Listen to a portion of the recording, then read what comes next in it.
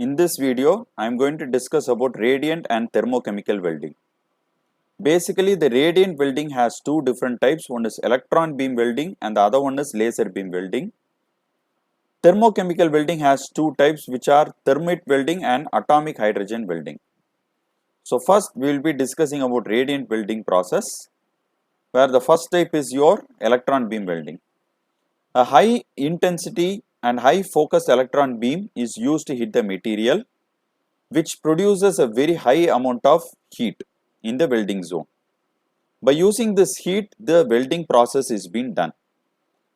The only concern here is the vacuum, where the chamber has to be connected with a vacuum pump and the air has to be extracted out of the chamber. You don't need to use any filler, you don't need any flux, but shielding gas can be used here. So it normally produces a narrow and deep profile in your workpiece, which has a good dimensional quality and low heat affected zone. It can weld up to a thickness of 50 mm plate. So this process, it is normally of high cost, and the safety is a very big concern here because you use X-ray. So as you need to produce this vacuum, it takes much of your time. The time is decided based upon the size of your chamber. There are three different types where you can classify this EBW, that is electron beam welding. It is high vacuum, medium vacuum and non-vacuum type. In medium and non-vacuum type of electron beam welding, the reduced pump out time is required.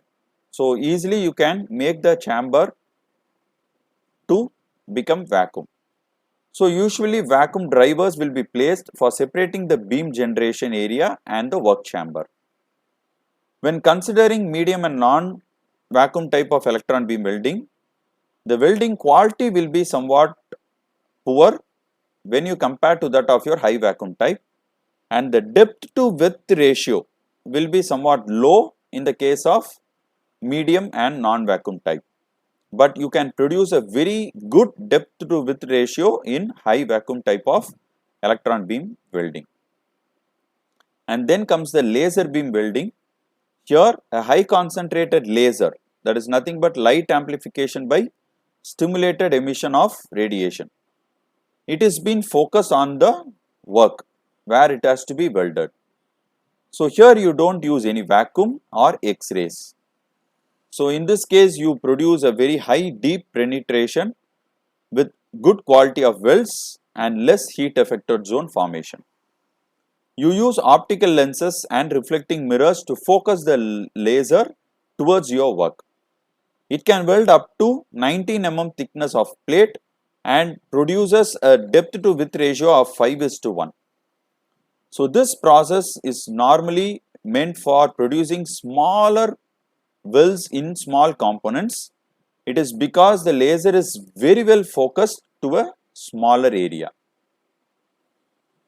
And then there are two other types which comes under thermochemical welding.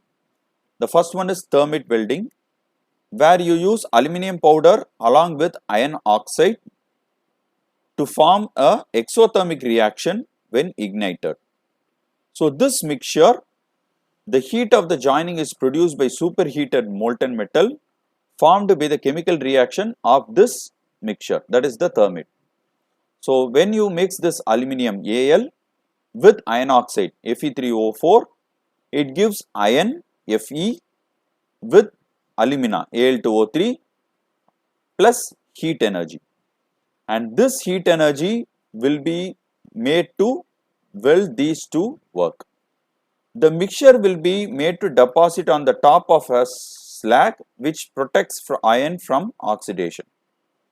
It is normally used for rail lanes, to repair the cracks formation in your rail lane and to join larger dia shafts or rods.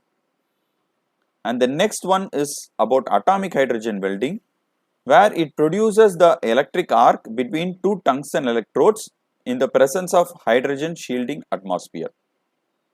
Around the tungsten electrodes, an angular nozzle is present which carries the hydrogen gas. A very high temperature of 3500 degree is produced in this type of welding process. So normally the filler materials are required in this process and it is used. So we don't use DC power supply in this case. In this case we use AC power supply. So during welding there are two different types of reactions which takes place here. One is endothermic and the other one is exothermic. Where endothermic, you are going to separate the hydrogen, that is hydrogen gives H2 gives H plus heat energy. The heat energy will be around 422 joules, and exothermic is once again the reverse process, that is H plus H gives out hydrogen plus 422 kilojoules of heat energy. So with this heat energy you can do the welding process. Thank you.